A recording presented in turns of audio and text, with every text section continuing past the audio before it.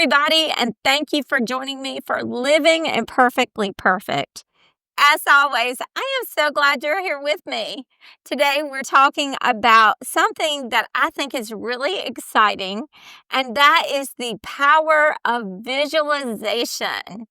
So, we've been talking about setting a vision for our life. If you didn't see those episodes, go back and watch them.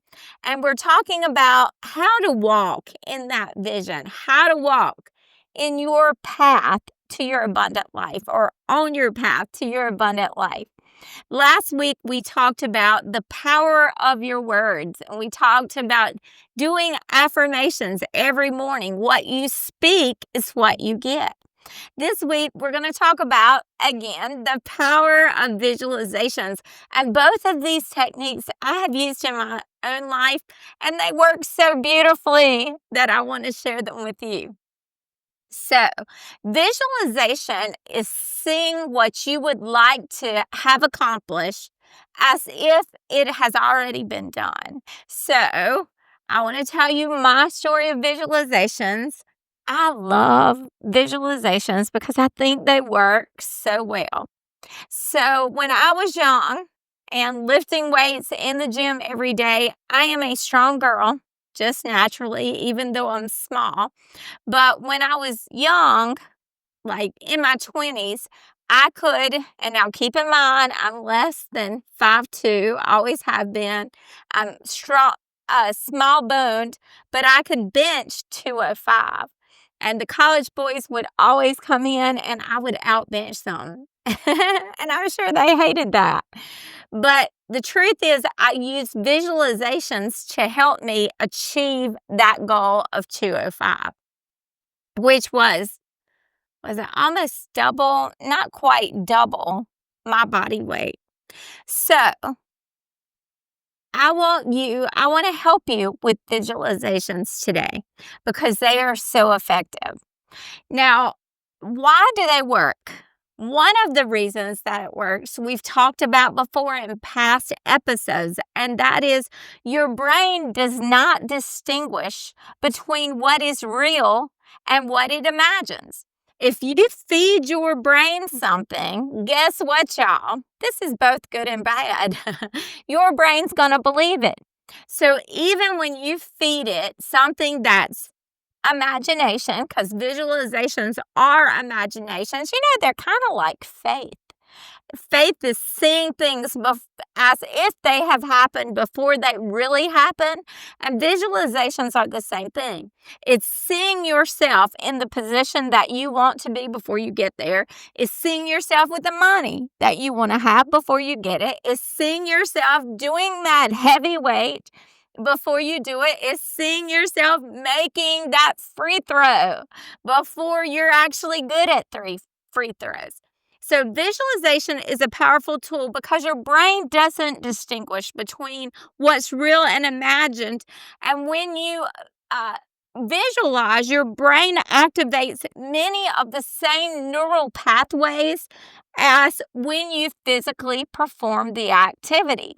So your brain believes that you can do it if you put that picture into your mind. So athletes, it's been proven for years, athletes who mentally rehearse whatever skill it is that they need, achieve that skill much faster. Let me tell you my golf story now, mostly because I want to brag. So this part is not bragging. I'm a horrible golfer, like really horrible, so bad I don't keep score, even though I've tried golfing for years. We haven't played lately, but I'm still horrible. But one day I was on the course and I had hit the ball down to a water place. And then I had to get it over the water and up a hill for it to get into the hole. So I thought, you know what? I'm going to visualize. So I was on the other side of the water and I started visualizing, and it was a long distance, y'all. I don't know how long, several football fields, I would say, away. And I started visualizing about the ball dropping into the hole. Now, keep in mind, I'm a horrible golfer, and if you ever see me play, I promise you'll agree. But I visualized that, and that ball dropped right into that hole. It was the craziest thing because sometimes I can't even get the ball over the water.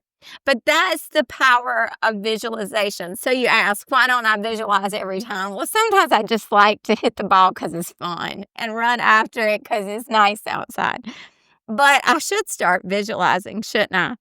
The other reason that visualization works is because it strengthens those synaptic connections. We've talked about the wiring in your brain and how things kind of fire in the same pattern. And just as practicing a skill builds muscle memory, mentally rehearsing something builds neural memory. I have heard of people who just visualize things and they have almost the same abilities and skill sets as those who practice it regularly. It's really crazy how this visualization works. So, we've talked in past episodes about the importance of having a vision. If you didn't see that episode, you need to go back and watch it. We know that the Bible tells us that without a vision, the people perish. So science also tells us that without a direction, then your life kind of, I don't want to say goes in chaos, but it goes in perhaps the direction that you don't want it to. You've got to have a vision that's before you. And we talked about crafting a vision narrative or a vision board. Next week, we'll talk about, or the week after, we'll talk about creating goals to get you towards your vision. But visualization is one tool that you can use on your path toward crafting, turning that vision into a reality in your life. I'm going to give you some easy techniques for creating a visualization, for making visualization or visualizing work for you and work in your life.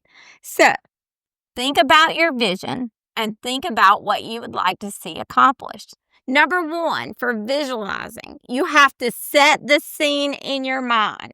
So the way you do that is you find a quiet place. Like for me, it was on that bench, but you could do that maybe in a chair in your living room. Close your eyes and breathe, get relaxed, breathe from your belly, and then see the scene before you. Then the second thing is be specific. What are you visualizing for? Go back to your vision and think about what it is that you want to walk in your abundant life. And then pull whatever it is forward and see yourself in that picture. Then number three, engage your senses. When I counsel or I life coach, one of the things that I teach is how to get into your happy place. Maybe I'll teach that to y'all one day. And we talk about making sure that you can see yourself in that happy place with all your five senses. So this is the same idea. You have to see yourself in your vision with all of your five senses. So the way that I have people remember it is like this. Okay, so what do you see in that vision? What do you smell? What do you taste? What do you hear? And what can you touch in that vision? So in other words, what do you see yourself doing? What do you smell as maybe you're the CEO and you're smelling popcorn because they're popping it in the other room. Or what do you taste? Maybe you've got water that you sip as you're giving your speech. What do you hear? Maybe you can hear the murmur of the people in the audience. What do you touch? Maybe your feet are standing on a platform and you're touching the podium. So you see yourself as much as possible in the scene that you want to create. And those, my friends, are the steps for visualization. Thank you for joining me. My time's out, but if you haven't followed me yet, make sure you follow me. And if you have a friend who needs this information, make sure you suggest they follow too. As always, I'm for you, I'm with you, and I love you.